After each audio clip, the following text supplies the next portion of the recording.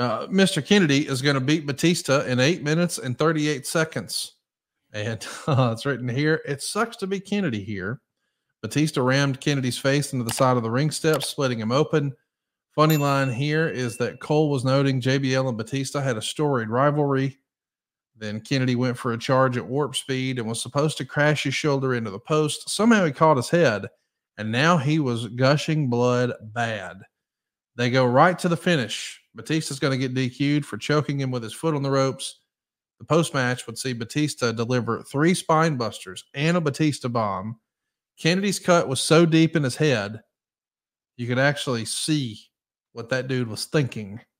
He needed 20 stitches to the scalp here. This blood makes a huge spectacle. Again, it's not planned. It just happens.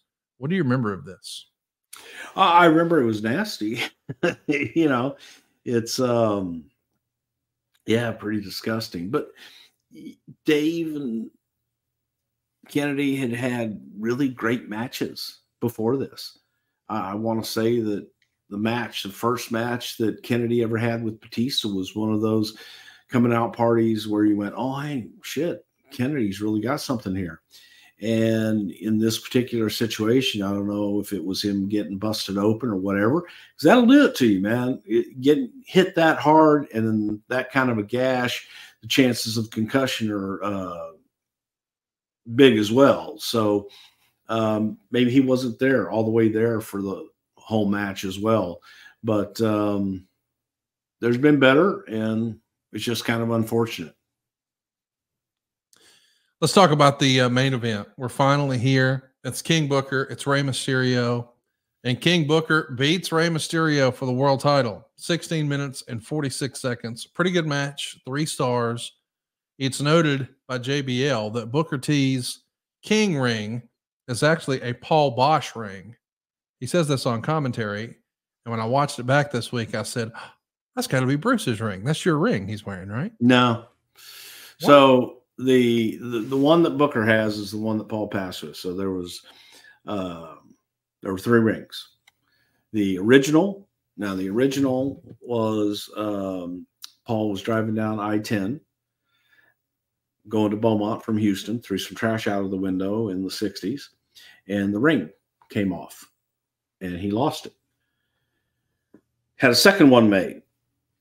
At the second one made, he was held up, robbed at a hotel, and they stole the second one. Had the third one made, and that's the one that Booker has. Now, the crazy story, I've told this story before, but the first one that was thrown out with the trash, a guy called Channel 39 Studios about a year after Paul had passed and said, hey, I have Paul Boesch's ring. Well, we all thought, all right, he's got the ring that in the holdup, that somebody pawned it or somehow recognized it and was going to get it back. The guy was changing his tire on the side of I-10 in like 64 or whatever. I don't know what year it was, but finds the ring.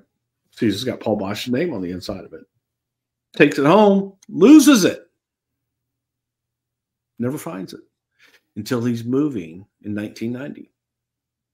And when he's moving in 1990, he finds the ring and gives it back to Paul's widow, who gave it to me. And then I lost it. And I've yet to find it. So I had my own name. The finish of this match is going to have Chavo Guerrero doing a run-in, grabbing the chair. He's going to tease like he's hitting Booker T. But, of course, he hits Ray. As well he should. Ray. Why the decision?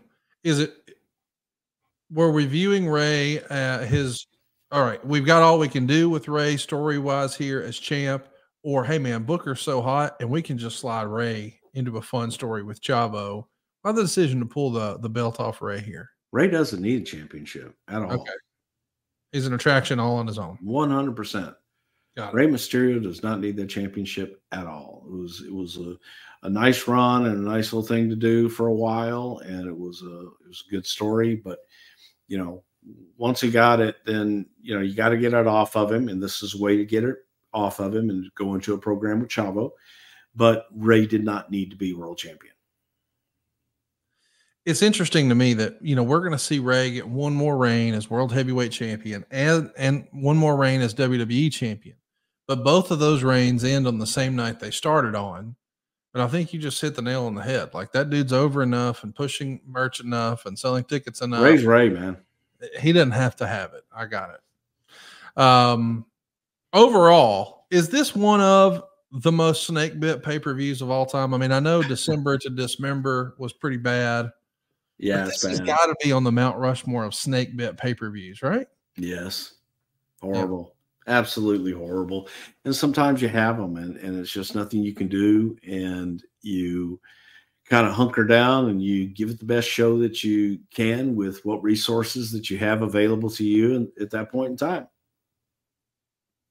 No Mercy 2007 is probably on the list too. You've got multiple WWE title changes after John Cena got hurt. Man, I like talking about the fun shows, but sometimes it's fun to talk about the bad shows. But this one was rotten.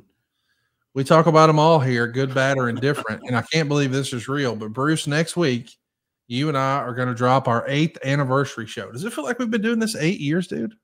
What? Yeah, 8 years next week, man. Get the fuck out of here.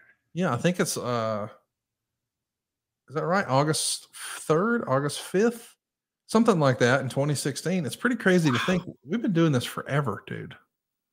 It's a long time. It's a long time. You're old. I'm old. I think you're old. Look at you with your gray beard.